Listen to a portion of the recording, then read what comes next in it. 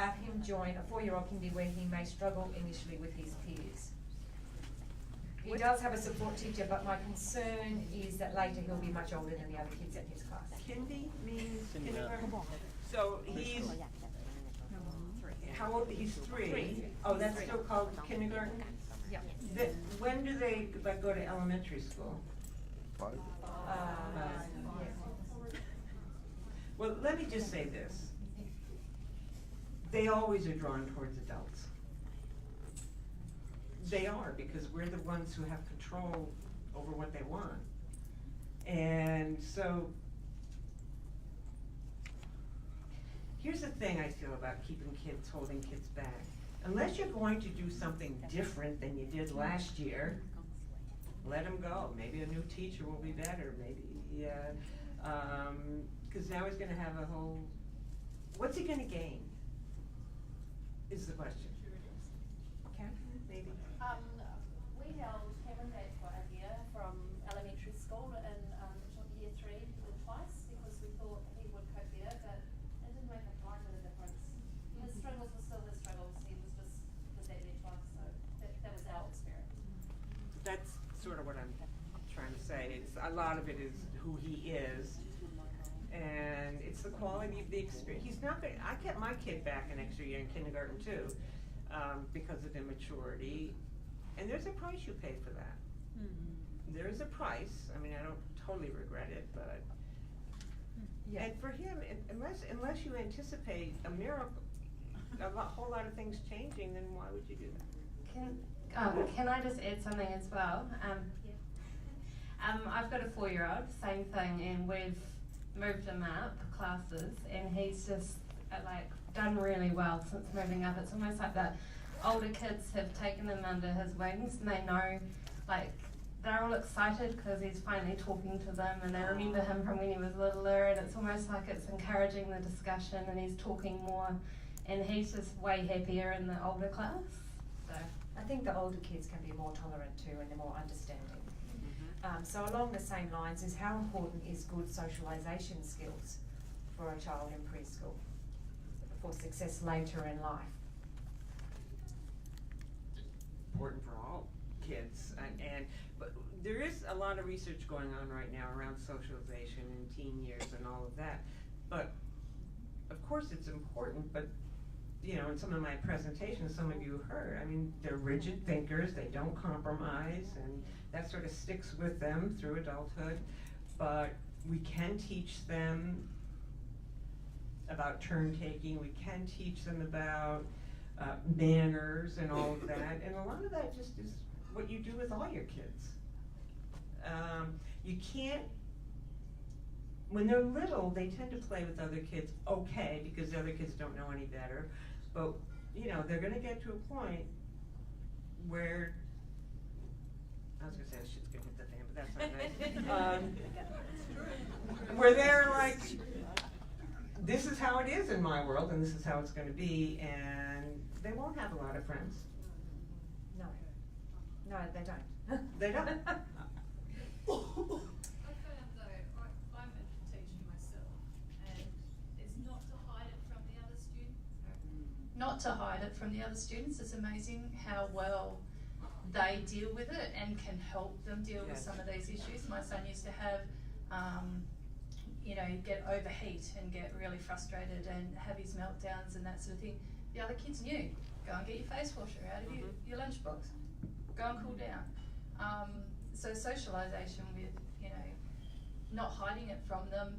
I've sat down with Darcy's year group and had the conversation with them. And we talked about what Prader-Willi was, what it meant, what sort of reactions he's going to have, and it was amazing the questions that they asked. They know a lot, they've seen him grow up, so they know a lot. So they became his support system. They're not necessarily his friends, but they are his support system. They know him. They value his presence in your class. They followed him all the way through, from primary school to high school now. That's They're nice. Still there. They're still cheering him on when he races around the I court. love that when they can go through together like that instead of changing all the time. That's nice. On the flip side too, sometimes I think it's more of a parent's like for me, it bothers me more so than it bothers my son. He probably couldn't be bothered that, you know, he's playing on the fringes, so he's quite happy. So it all depends on how you perceive it and how you choose to react. If evidence shows the benefits of starting growth hormone as young as 2 to 3 months in infancy, why are Australian endocrinologists so anti-early introduction? From experience, we could not begin our child on growth hormone until after 1 year old, and still on a very low dose. Do we have any endocrinologists, or Georgina, can you answer? All I know is that all I know is that the guidelines say in Australia you can start from 6 months of age. So there may have been other reasons that he was held back to them. Okay, James, this might be one you might be able to answer. If self-managed, this is NDIS, can you use any of the funds for goods and or services overseas?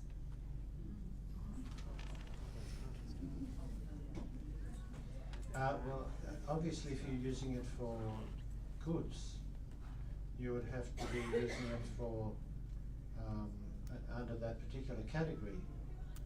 So I'm presuming you've got a category for goods, as in equipment.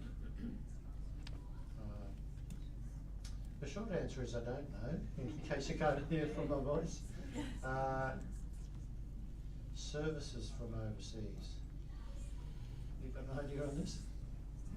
I have actually asked them this question before. The answer they gave me is no, because they are not registered in Australia.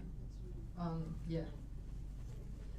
Thank you. But then that might depend whether you're NDIS managed or planned, or were you managed by NDIS or self-managed? Yeah, so if you're NDIS managed, then your overseas service provider may not be registered with NDIS. I'd say maybe could be the answer if you're not NDIS managed, because in theory our goods come from anywhere in the world these days. In the days of the internet, yes, exactly. Services, yeah. Yeah. Okay, now this would have been a good one for Dan Driscoll, but if he's not here, I don't know whether anyone else. If the person who has a UPD as a diagnosis, should we undertake further genetic testing to determine the subset? Professor Yazid is here. Professor Yazid is in the corner. Do you have a comment on that, Professor Yazid? Are you like the rest of us and only found out yesterday there were 3 subsets to UPD? Is Dan here? Because I asked him that question yesterday. I asked him earlier as well, but and he does have an answer. So, I can say that for our son, we've only had the fish analysis, which just gave him UPD, and then a psychologist who was researching on his a psychologist who was researching on our son's behalf found out how the phenotype, so the subset, affected the behaviours and asked us to get it done, and then we did that through the Prader-Willi clinic. So did you have to get a referral, and was that covered, or how did you go about doing that? I just went to the your normal clinic visits at when it was still at the Mater, and explained to them what I needed it for, and they did it for me. I think we had to pay a small amount. I can't remember. I think something in the blood test there was a shortfall which we paid for, and I can't remember what that shortfall was. Sorry. But it's relevant. Sorry, was that just when you had the conversation with the endocrinologist? Sorry? Did you have that conversation with the endocrinologist? Yes, absolutely. Maybe something to ask at clinic next time.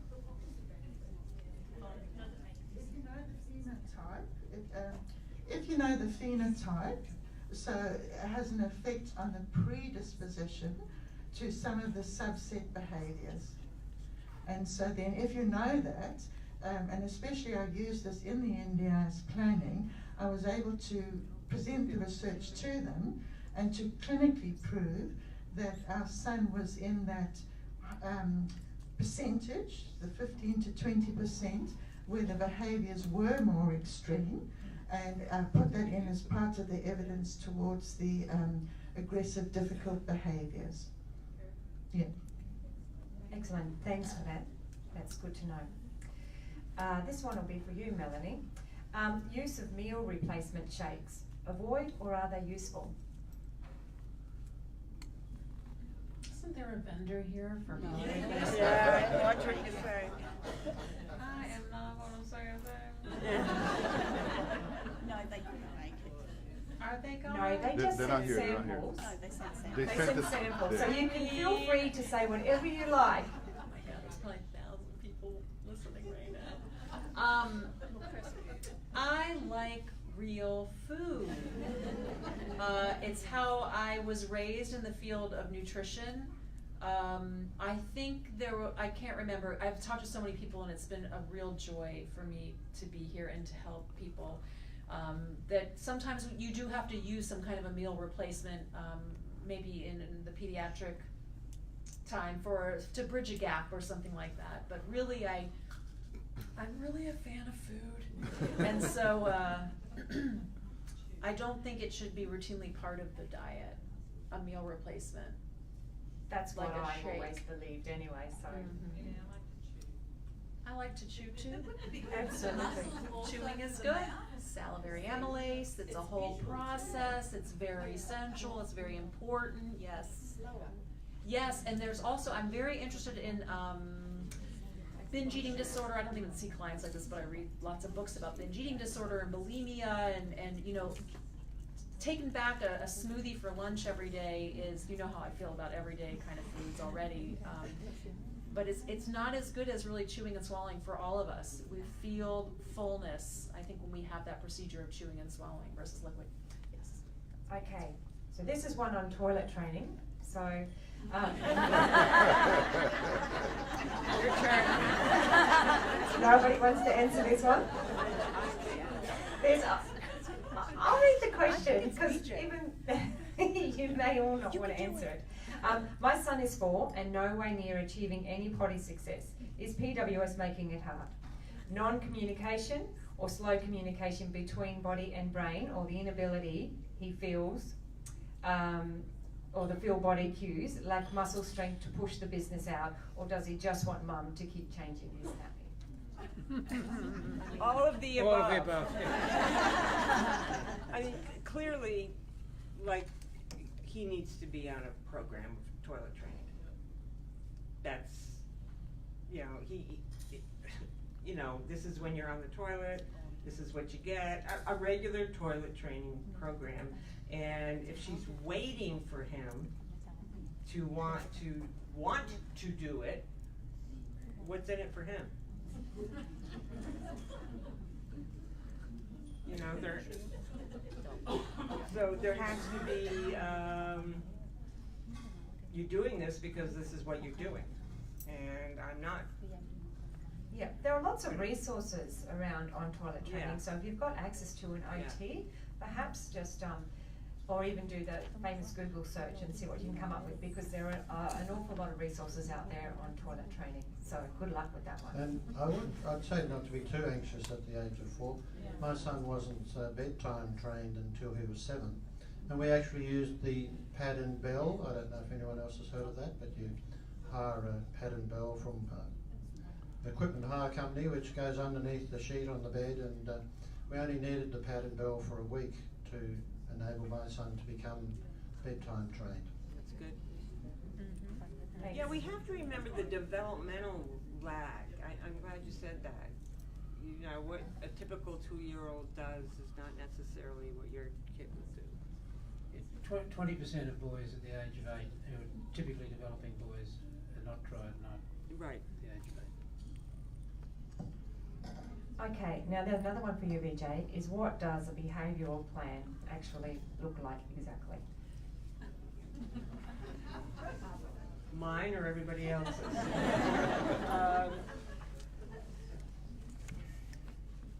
First of all, it should be built on, if there's a particular behavior of concern, it really needs to be observed under the conditions when it occurs, but also when it doesn't occur.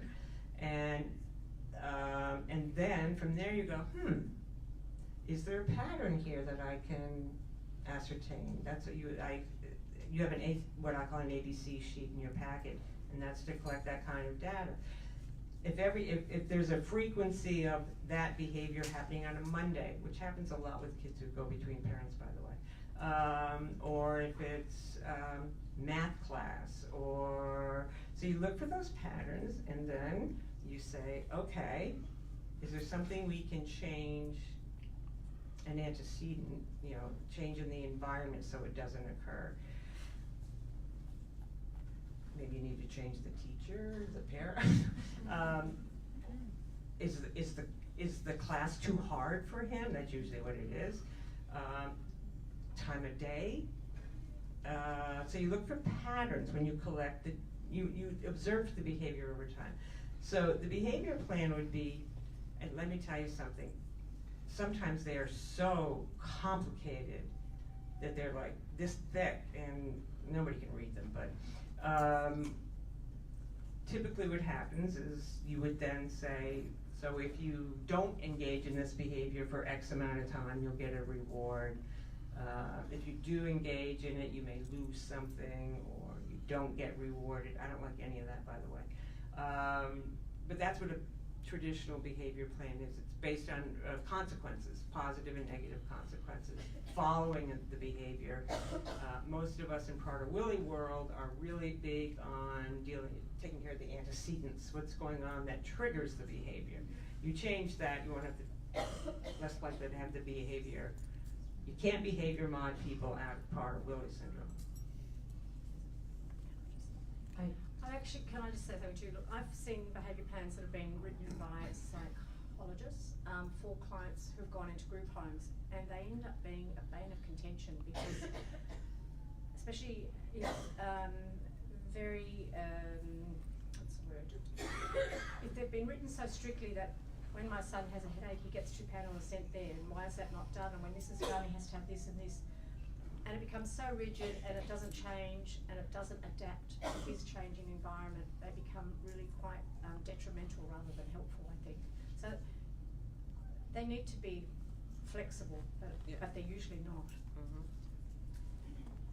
I think this is a very difficult time for behaviour management plans in the evolution of the NDIS because,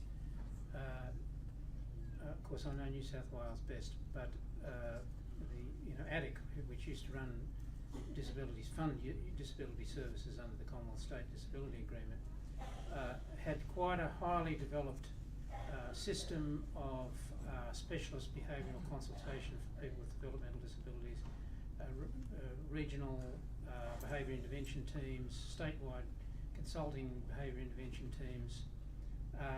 Under the NDIS, all that has been abolished. Some of the staff have been taken over by NGOs, the Benevolent Society, but some have gone into private practice. But the whole system of employing psychologists in developmental disabilities and behavioural intervention consultants is in a great state of flux, and consequently the systems and the standards of behaviour intervention plans is very variable, and there are still some good people around, but I'm sure that this is replicated across the other states. It's going to take a few years before we get proper intervention plan standards and a system to provide that. And frequently, as Georgina says, you have inappropriate plans. You have plans which are very formulaic. They're like somebody has copied a whole lot of stuff out of a textbook and cobbled it all together. Sometimes they're inordinately complex, as you say, 50 pages of stuff, and they take no consideration. I mean, a behaviour intervention plan has to start with where the implementers are, and you can't provide some kind of sophisticated, complex behaviour intervention plan if it's with care staff who have no training to implement it, no support systems to implement it, and all that. So it's a very difficult and frustrating part of the scene at the moment, but I think it will improve. It comes back to the age-old complexity and flexibility, I think. So Okay, I think we've got. You all spoke about that, but it's a specific question. So my daughter has an obsession with twos. Everything has to be in twos. So when we do the hormone injection, we have to do a pretend one on the other side. When we go to the clinic, she has to have a temperature and blood pressure checked on both sides. Everything's in twos. The question is enabling her helping making it worse, or should I fight it, or just ignore it, or what do I do? How old is she? 4. Well, you know, with any behaviour problem, there's behaviours which are, you know, odd or peculiar, and that's one thing, or idiosyncratic. Let's just call them idiosyncratic. They're an individual thing. But the question to ask is, how much problem is it causing? Right. You know, if it's just an idiosyncrasy, then, you know, I don't treat idiosyncrasies. You know, it's a question of, is it causing some impairment in the person's function? Is it causing distress to either them or to others? It sounds from what you say that if it's not doing any of those, then it's just a peculiarity of the person. And It's not causing anybody discomfort, Yeah. and trying to fight it is causing a lot of trouble. But Well, I'm just worried that enabling it is making it worse. I don't know. well, you're not. It depends what you mean by enabling. I mean, you're not encouraging it. You're No. just tolerating it. Yeah, but So- everything new that comes in has to be in twos. That's okay. That's okay. I mean, it's a She kind gets a of. cracker, we have to break it in two and put one in each hand.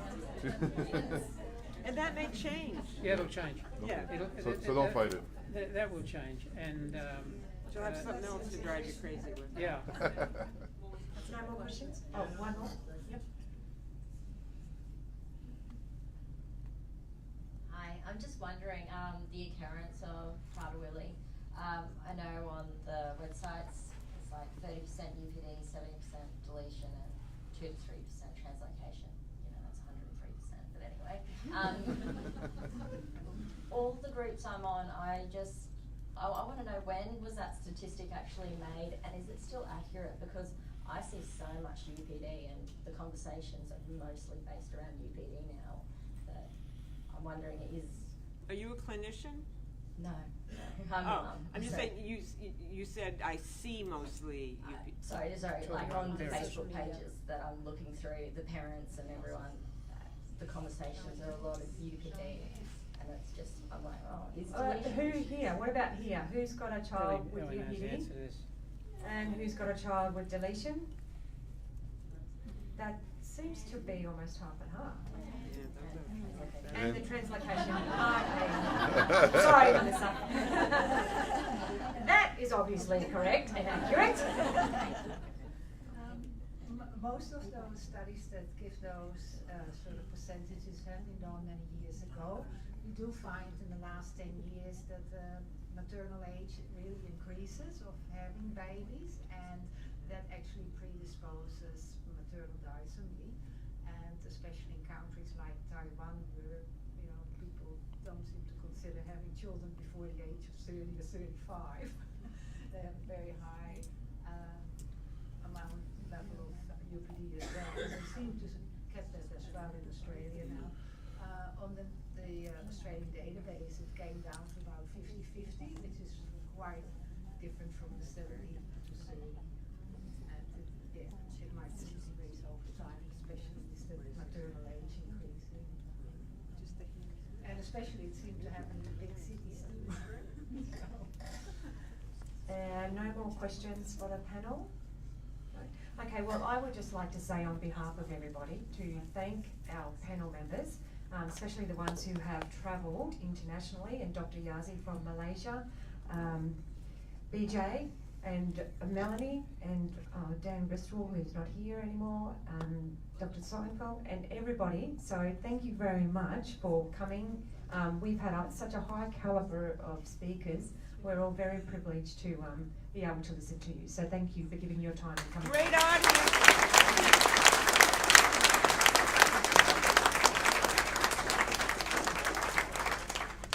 Now we have another panel discussion about how we can work together. James, do you know how that is going to work?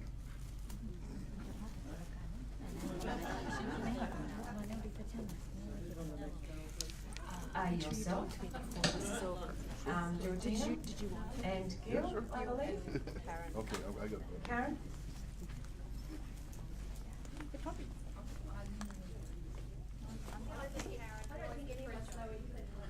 We don't. We'll just pretend. I think the way this is going to work is how you guys think it'll work, because, you know, where do we need to go forward from here? I've expounded a few ideas this morning about how I think the Australian Association should go, and how I think telehealth and family support may help us in the future.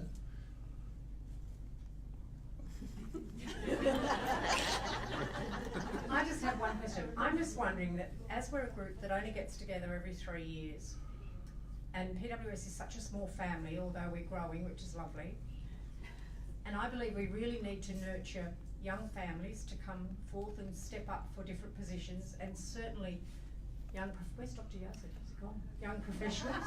He's just done something. Okay. So maybe this is a forum where we need to try and nurture our ties, our relationships, being close from all different countries. And I just thought we could have a bit of a discussion. I'll just stand here. Is it worth trying to communicate a couple of times a year, or something to keep, or Facebook, which of course is brilliant, and set up an Asia Pacific Facebook page where people can communicate a bit more? I have more of a request from pretty much everybody here. Often parents with older kids, you know, get obviously, and it's understandable, a bit tired of all the interaction, and they're at a point where the kids are a little bit more hands-off and they don't want to deal with PWS every single day. But my request is for you to kind of put yourself back in there for the younger families and the younger kids, and help that they need those answers, and they need answers from you, not from other parents with young kids. So if you have a kid that's over 10, over 12, please stay in the game, answer some questions when young families come in. From the New Zealand point of view, I think that, you know, those of you that can summon a mental image of the map of Australasia, Australia is a huge landmass, but mostly populated just down your east coast, with apologies to people from Perth, etc. But that's where the bulk of your population is, in a long ribbon, and New Zealand is exactly the same, and it causes challenges for both of our countries, because, you know, people can live a long way away from the next family. And so I think that the answer going forward is in technology and video conferencing and so forth. I don't know how that works. So speaking for the New Zealand Association, we are small and always short of volunteers. I don't know whether Australia is the same. I suspect that is the challenge for every single disability or non-profit group. I think that's the worldwide. challenge with all organisations, even sporting clubs. It's always the same. It's always the same core group of people who are doing everything over and over again, and it's been never thus. And I don't know how you the fix point that. being, if we want new things to happen, we need new energy and more people to step up to make them happen, because the same people that are doing what is happening now can't also then expand the service to bring in new things. So, you know, get involved and step up and do something. If we all make a small contribution, then we can get more done. I think sometimes families maybe think that there's this big machine operating, but there really isn't. There really isn't. There's a group of a small number of volunteers trying to do a lot. And I think we could do more. And my heart's really with people in Singapore and Malaysia and India, and we are so blessed here in Australasia. And I don't know how we can help.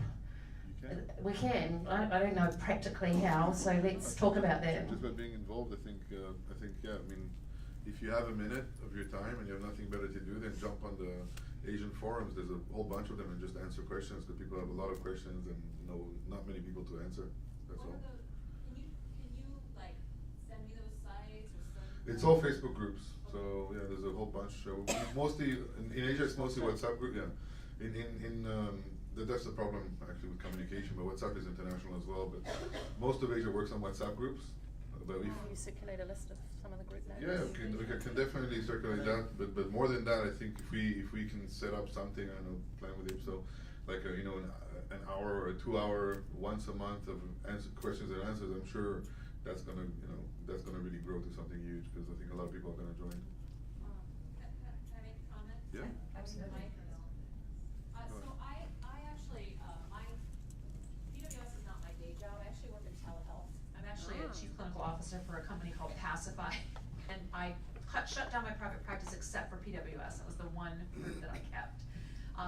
The power that I'm seeing in telemedicine and telehealth is remarkable. And what, you know, I can definitely give some ideas on how you all can stay connected other than every couple years. Webinars are extraordinarily powerful. And there's software, you all know probably better than me what you can do. Getting experts together. That's very attractive to me to say, hey Melanie in the United States, could you hop on our webinar for Australia, or I mean for 30 minutes and just do a Q&A. Just so people can get some ideas and that kind of stuff, because I really think I see the impact of telehealth in lactation, nutrition, and nursing every day in what I'm doing, and it is remarkable and amazing, and it can really tie you together because you have a geography challenge. So can I ask a sensitive question? I know that in Europe telehealth is a paid service. And in Asia, nobody can afford those rates. So the question is, will that be free, or will it be a subsidized price for Asia? Right, no, we actually work with, a lot of these women are not paying. No, we're talking about two separate things. So the webinar is something separate, it's just presentations remotely, but then the telehealth, you press a button, 30 seconds, you're with a lactation consultant, dietitian or nurse. We work, of the 4 million births a year in the United States, 2 million are, we work with the 2 million that cannot afford the service, and they're through grants, through government funded, it's called the WIC program in the United States, and they have operational adjustment grants that we help them apply for to get that. So two things, the webinars and setting those up, just so you could just grab a panel of professionals to shoot, you know, questions that people have. And then the other thing is, gosh, I was excited to hear about the thinking of telehealth and telemedicine, to press a button and get BJ or somebody like her that can, you know, be kind of neat to have a forum like that, some kind of a telemedicine app for that. Thank you. So the way the telehealth seems to be working through the University of New Mexico, and did I mention earlier that they're hoping to reach 1 billion people by 2025 through their telehealth? And so it works on what's called a hub and spoke. So you have a hub of professionals like PJ, and they might be locally to you in Australia, but they could be anywhere. And then on the spokes you have your practice nurse or GP and the patient. And sometimes the patient would be there on their own, but other times they'll be there with a practice nurse or someone. I just think it's got huge opportunities, particularly through Asia. Exactly how much it will cost and how it will be funded, I'm not too sure yet. But it's so much cheaper than having to come into a centre. If you haven't got any money to pay the bill, you certainly can't afford to catch the train for 8 hours and have a night's accommodation or whatever you need to do. And when you look at through the Asian countries, and IPSWO is really not reaching at least half the world's population. There's a lot of, when you look at that, and then you look at the average life expectancy in those countries, the numbers are dismal. You know, you end up with a figure that's talking about depressing notes like you were before, but you end up with hundreds of thousands of people that are dying. I'm a ray of sunshine. What are you that are talking dying earlier than they should, who have Prader-Willi syndrome, mainly due to lack of education and lack of diagnosis. I think definitely technology is the way of the future, and if we just need to learn to enhance that a little bit more and use it to our advantage, we can definitely gain a lot and spread the word. I think there's a lot of value in that. There's a lot of promise there. But this question is, I suppose, to the whole Asia-Pacific region, and because Prader-Willi is a rare condition, but a relatively common rare condition, and yet it's very poorly, firstly probably diagnosed and delivered and understood by the medical world. What are we sort of doing in the world of training for neonatal intensive care, the hospital institutions, and across not only Australia but other countries? And what can we do as a group to actually improve that process? Well, for the last, well, not the last 3 weeks, but a couple of weeks ago, I was in India for 3 weeks, and it was an interesting case study. So I was going to India for a holiday, and I told the local association I was coming. So next minute, I got 2 weeks of solid lecturing at different hospitals all around India. But it was quite an interesting process. What we did was we sent the information out to the hospitals that Georgina and her team had prepared, and then by the time I arrived, instead of me having to talk for 5 hours, all the different specialists had studied up on PWS, and then they were able to deliver their segments on diet and all the other things. As relatively new experts, some of them had some previous knowledge, but others didn't. And so the process meant that they became educated, they educated their colleagues, they invited their patients in, so we met some of the PWS people that up until that moment had been totally isolated. And so the association was able to grow through some new members and through some new connections with hospitals. So that's sort of a boots on the ground way of doing it, but it also takes time and energy and probably money. I personally think the boots on the ground is the only way to do it. There's just so far internet and whatever else works. In Asia at least, you have to go to those places, you have to talk to people, you have to talk to doctors in person, or nobody's going to do anything. And we need a proper outreach program, but that costs a lot of money. So eventually. So if anyone out there wants to fund a program, there you go. We will travel. So. Business class only, please. I think that might be the end of the questions. Look, it's been a really big, Tessa, okay, you want to have the last word? So we've been talking about having these conferences with Yep.